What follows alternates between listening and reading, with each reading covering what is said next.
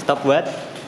Baik teman-teman yang saya banggakan, sebelum pelajaran kita mulai, tolong persiapkan ATK mulai dari PowerPoint, buku, laptop maupun komputer. Silakan.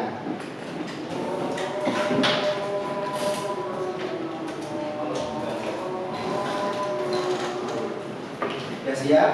Ya. Teman-teman, mari kita mulai pelajaran kita hari ini. Assalamualaikum warahmatullahi wabarakatuh.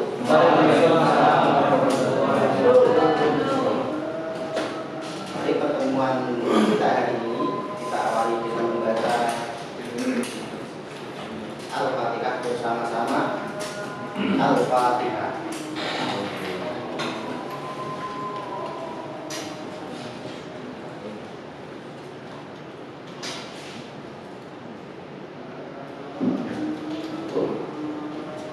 Baik teman-teman yang kami banggakan, ya kita semangat, tidak lesu. Mari kita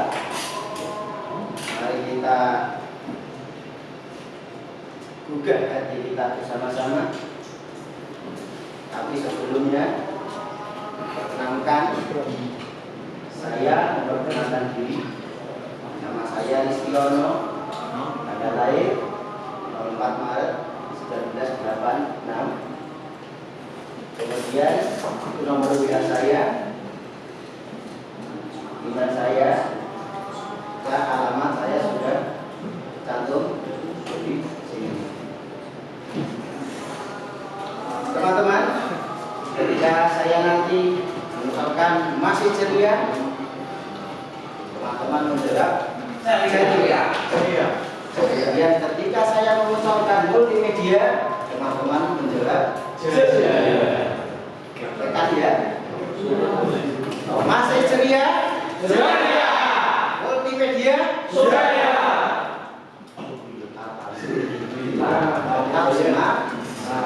Itulah jiwa-jiwa pergerakan multimedia yang menuju kejayaan multimedia. Baik teman-teman, perlu kiranya saya sampaikan bahwa peraturan yang ada di dalam ruang kelas ini tentunya tidak jauh berbeda dengan ruang laboratorium, ruang komputer yang lain. Pertama, pastikan dulu stop kontak arus listrik yang ada di sekitar kita itu aman, nyaman untuk kita bersama. Terlebih yaitu stop kontak laptop maupun komputer yang masuk ke terminal stop kontak tersebut. Jangan sampai ada satu pun yang lecet maupun yang sobek, karena itu akan mengakibatkan fatal untuk mesin atau sarana-prasarana kita, bahkan keselamatan kita. Yang kedua, tentunya di dalam kelas dimanapun, tidak hanya di laboratorium kita ini, ya, semua ketika pembelajaran pasti tidak boleh merokok. Walaupun saya yakin Bapak semua mayoritas adalah ahli bisa, termasuk saya, tapi mari kita bersama-sama memposisikan diri bagaimana tepatnya kita ketika kelas maupun di kantin. Rokok bareng, mari kita di kantin. Itu ya teman-teman ya. Kemudian yang ketiga, kita tidak boleh bermain membuka HP kita ketika proses pembelajaran kita berlangsung. Karena apa? Konsentrasi kita itu akan berkurang. Kita teralihkan dengan kesibukan medsos kita, HP kita. Akhirnya apa? Materi yang kita terima itu sepotong per potong. Kemudian yang keempat, untuk sadar ketika ada salah satu termasuk Gus Yusuf di dalam kelas minum ketika berlangsungnya pembelajaran. Tidak boleh makan, bahkan ada salah satu tidak boleh membawa makanan dan minuman ke dalam ruang kelas. Itu Gus Yusuf tidak boleh minum di dalam kelas. Kemudian yang terakhir, tentunya perlu dan sering kita mendengar dalam kelas kita tidak boleh tidur atau boleh, tapi tidur jangan. Karena apa? Tidak bisa kita pungkiri. Apalagi pematerinya seperti saya, sudah warnanya hitam, bulat, tentunya maaf menjelekkan. Namun yang kita lihat bukan orangnya, tapi materi. Karena apa? Sejelek-jeleknya warna hitam seperti saya pasti ada manfaat. Tepuk tangan untuk Pak Lis. Teman-teman, silakan kalian perhatikan gambar. Ya, siapa? Perlu pendamping? Kalau perlu silakan Mas Haji, Mas Soleh. Nah, kita lihat gambar ini. Itu menggambarkan apa? Kehidupan kita saat ini, kebutuhan itu, maaf, kita adalah ke multimedia. Kita itu diberdaya oleh IT. Kita tentunya harus mengikuti perkembangan zaman saat ini. Zaman milenial, semuanya serba IT, semuanya serba multimedia. Maka dari itu gambaran ini merupakan pola pikir kita, mindset kita sebagai santri. Tentunya jangan sampai kita itu ketinggalan yang namanya apa? Kemajuan zaman. Boleh dulu kita disebut santri jadul, boleh dulu kita disebut santri dekil. Kalau tapi mulai sekarang tentunya jangan berpikir berbeda. Ngaji oke, multimedia juga oke. Karena apa? Ngaji tidak boleh digunakan untuk apa? Gaya-gayaan, maaf, tidak boleh saya untuk ngaji. Tapi kalau multimedia kita fokus ke isi, insya Allah santri fokus ngaji, tapi mendapatkan rezeki dari multimedia. Tergantung pada kita, pandai-pandainya kita mengembangkan, menggali apa yang namanya perkembangan zaman terkait multimedia. Karena apa? Mulai kecil kita tentunya adik-adik kita sudah diberdaya oleh multimedia.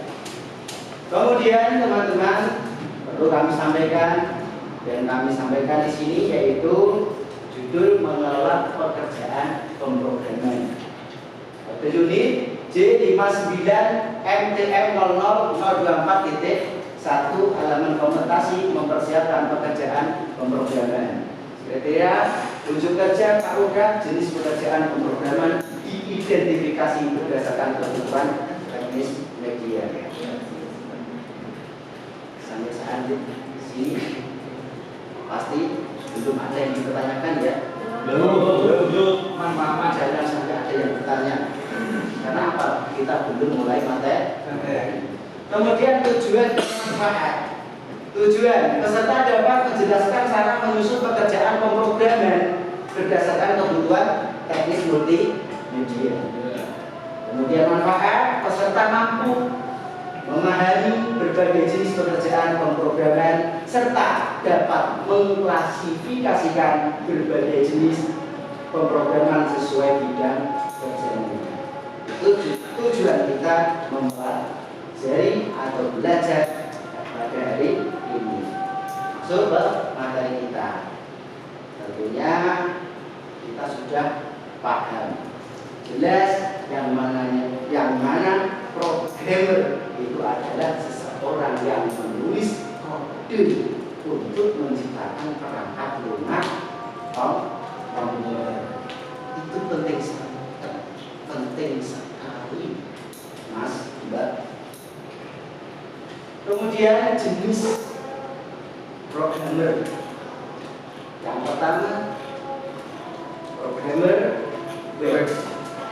Yang kedua, programmer aplikasi.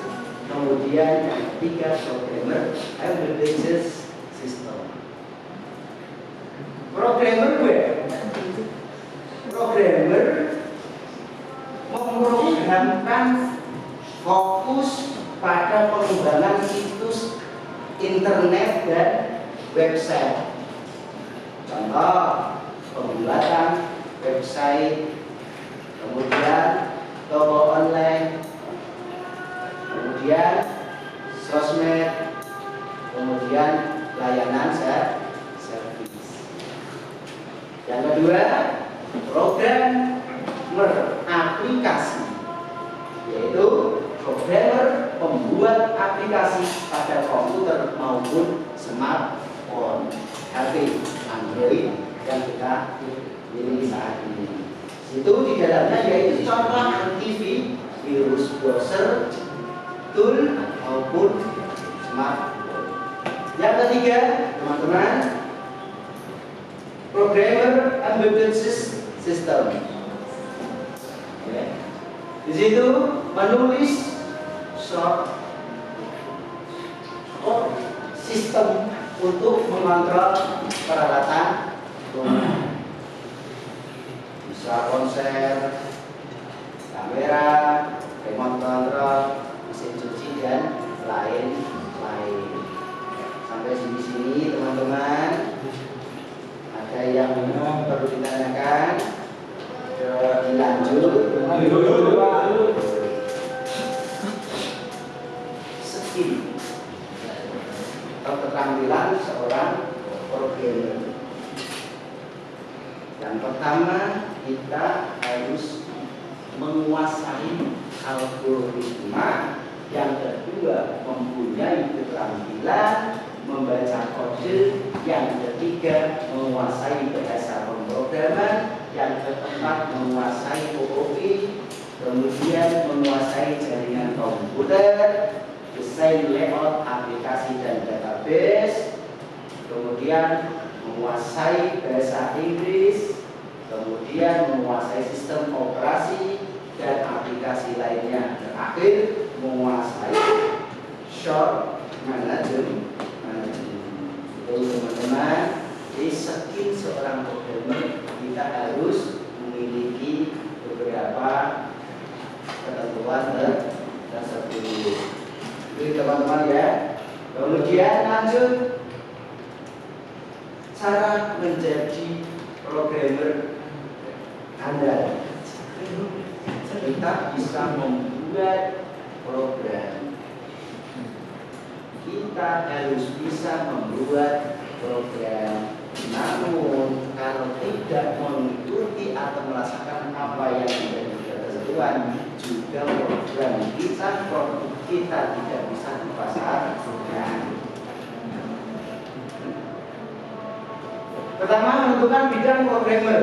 Kemudian memilih bahasa pemrograman, pelajari berbagai framework, berkontribusi dalam proyek open source, mengerjakan proyek sampingan, membuat riset portfolio yang terakhir membuat proyek sendiri.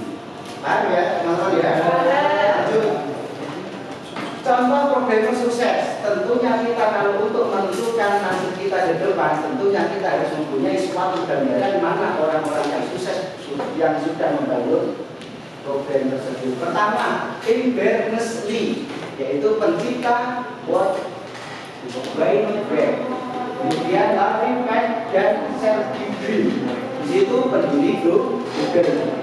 Bill Gates, pendiri Microsoft dan sistem operasi Windows. Yang terakhir, Mark Zuckerberg, pendiri Facebook. Sampai di sini, lanjut teman-teman. Kesimpulan teman-teman, problem tadi adalah orang yang menulis kode untuk menciptakan perangkat lunak pada komputer. Dua jenis-jenis programmer. Yang pertama programmer web, yang ketiga programmer aplikasi, yang ketiga programmer berbasis sistem. Itu adalah jenis-jenis programmer.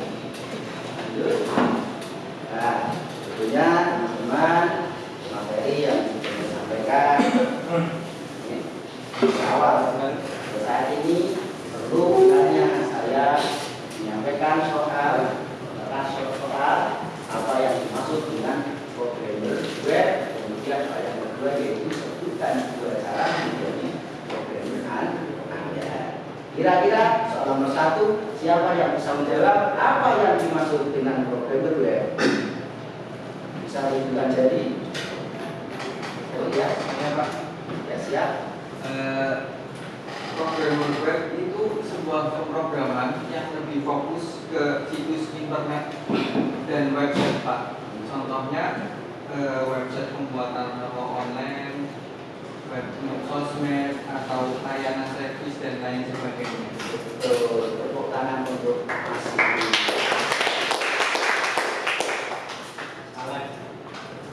Kemudian yang kedua, sebutkan dua cara menjadi programmer Anda. Sudah disampaikan ada beberapa item. Tentunya walaupun tidak semua, tentunya paling tidak ada 3 maupun 2. Apa, Mas Kang? Nama saya Muhammad Sisdiano. Jawabannya pertama menggunakan bidang programmer, yang kedua memilih bahasa programmer, yang ketiga semua jenis sebagai framework. Betul, tepuk tangan untuk Mas Kang. Yang lain, paham ya? Alhamdulillah.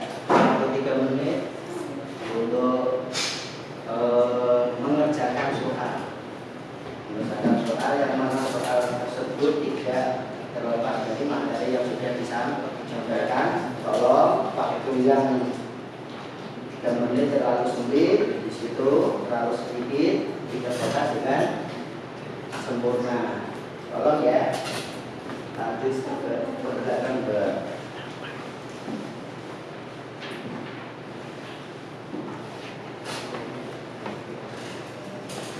silakan, waktu 3 menit, kerjakan.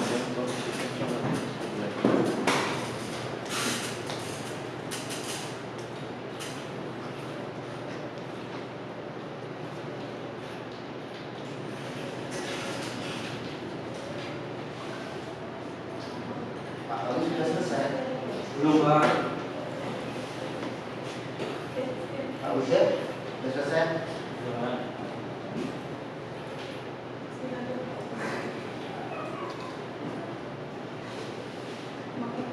Sudah, waktu kita sudah habis, silakan tugas kalian dikumpulkan ke depan.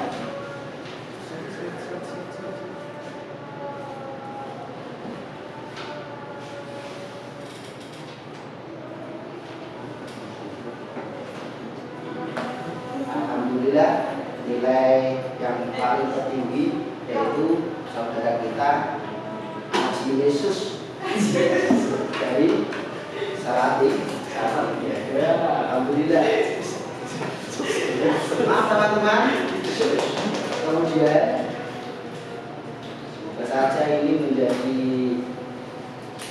ilmu kita kalau melihat hasil pekerjaan teman-teman semua. Alhamdulillah bagus. Kemudian sebagai tugas tambahan kalian di rumah, tugasnya yaitu tugas berkelompok. Ini ada 20 peserta, bisa dibagi 4 kelompok, masing-masing 5 peserta. Tugasnya yaitu menyebutkan 3 jenis-jenis programmer dan beserta contohnya. Kemudian hasil tugas kalian nanti dikumpulkan melalui email Latahzan Coffee Center. Itu teman-teman ya. Alhamdulillah awal akhir pelajaran kita berjalan dengan lancar tanpa adanya halangan sepatu apapun. Maka dari itu silakan peralatan teman-teman semua kemas dimasukkan ke tas masing-masing. Pastikan stop kontak sudah dicopot. Siap teman-teman? Ya, semangat? Semangat? Media Jaya. Terima kasih. Diri bersama wujudkan asa tanpa mengenal batasan usia. Akhir kata, billahi taufiq wal hidayah. Wassalamualaikum warahmatullahi wabarakatuh. Waalaikumsalam.